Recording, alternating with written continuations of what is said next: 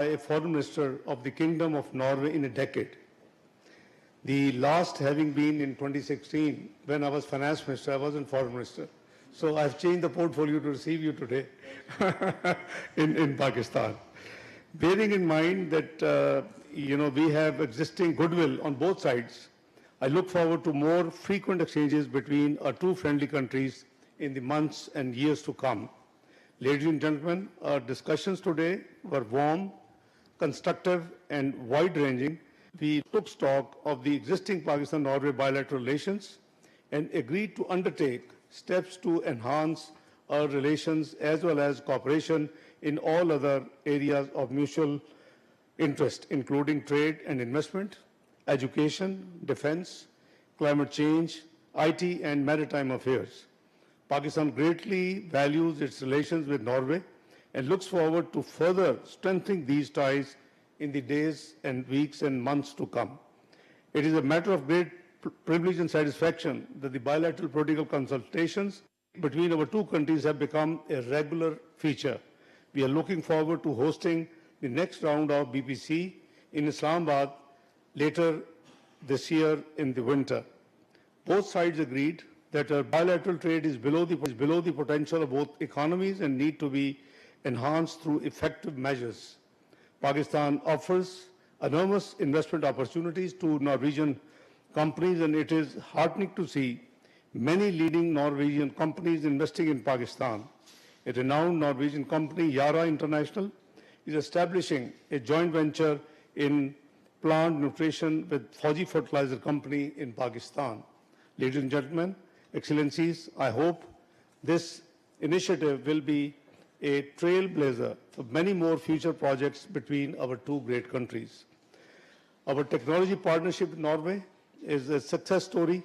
Pakistan IT exports to Norway have grown more than fivefold in the last 2 years, and I have no doubt that this is only the beginning.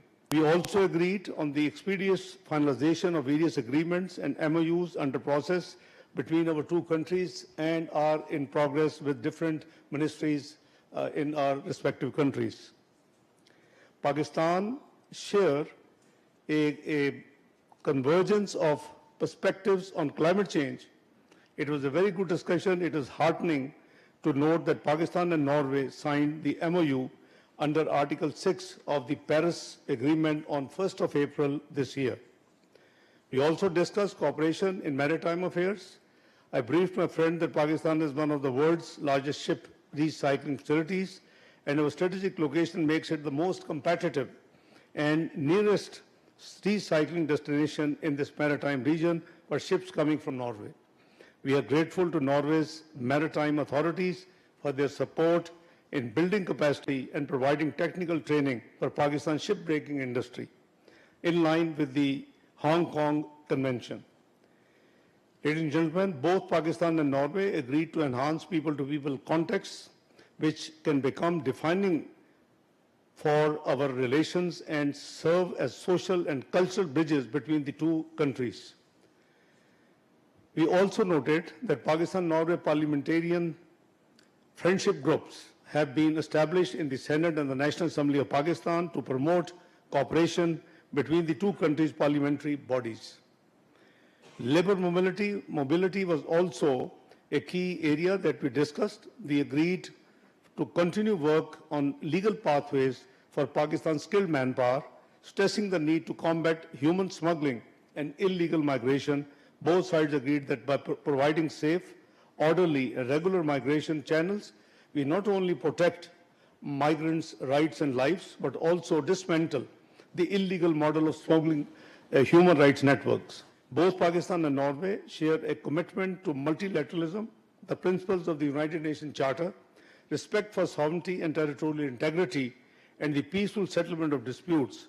Our two countries remain actively engaged on issues related to UN Security Council, and the two sides have strong convergence of views on major issues. Building on our previous experience working together in international bodies and multilateral fora, both sides affirmed their desire to continue mutual support and consultations in such forums. Ladies and gentlemen, during our discussions, I briefed Excellency, my friend, and his delegation on the issue of Jammu and Kashmir, which remains one of the long-standing unresolved international disputes and has been on the UN Security Council agenda since 1948, with numerous resolutions adopted on it by the Security Council since then. I also briefed His Excellency, my friend, that India had added a new dimension to an already volatile security situation by unilaterally announcing the abeyance of Indus Water Treaty in contravention of international law.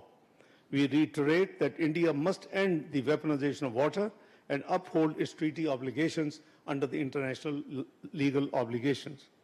I also briefed His Excellency Foreign Minister of Norway on our diplomatic efforts to promote dialogue, de-escalation and peaceful settlement of the US-Iran conflict. I am grateful to His Excellency for appreciating Pakistan's role as a mediator in the conflict. Excellency has been actively in contact with me throughout post-28th of February issue, and we have been exchanging notes and updating each other on the developments which have been taking place in this context.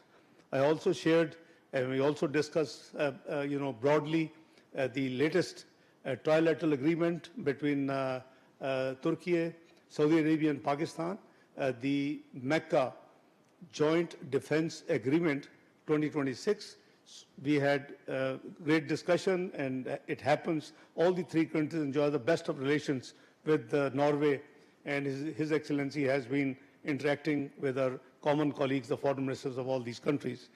We agreed on the need to find peaceful solution to the international conflicts in full respect of the principles of international law and the UN Charter. I thank His Excellency, my dear friend, for his visit.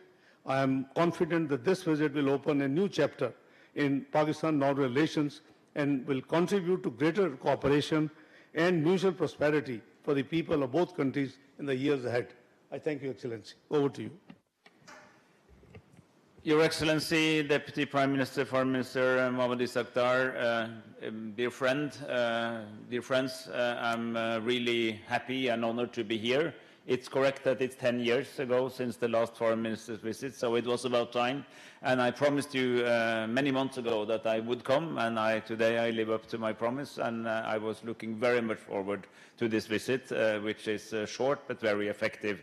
And I very much look forward to the remainder of this day, where I have many interesting meetings with the government, also with Field Marshal Munir and with other key players. I want to say, I echo everything that was said. It's a strong partnership between our two countries, between our two communities, the people of Pakistan and Norway. We have a sizable diaspora of Pakistani descent, Norwegian Pakistani citizens in Norway. Many of them are in key positions of politics and society and are a very welcome contribution to our country. And the fact that we have so many people who know these two countries intimately should also be yet another argument for strengthening our economic ties. So as the Deputy Prime Minister said, we are also discussing that in the context of specifics, but also a desire to strengthen our trade relations in more structural ways, which will be a topic for upcoming discussions, including in the context of the EFTA-Pakistan partnership, which could be developed further, and that would provide for more economic relations for mutual benefit. I also really want to reiterate again our strong support for the very important role that Pakistan has taken in this very dramatic war that started on the 28th of February with the Israeli-US attack on Iran. Norway was one of the Western countries that were clearest and earliest in stating that this war in itself is a violation of international rules. If we stand up for international law, it has to apply to everyone, everywhere, all the time. And even if we have significant disagreements with Iran on other issues, they also have the right to be protected as a state, as we all have. That also means that we had an entry point to Iran, as well as we, as a close ally of the US, have excellent relations with Washington.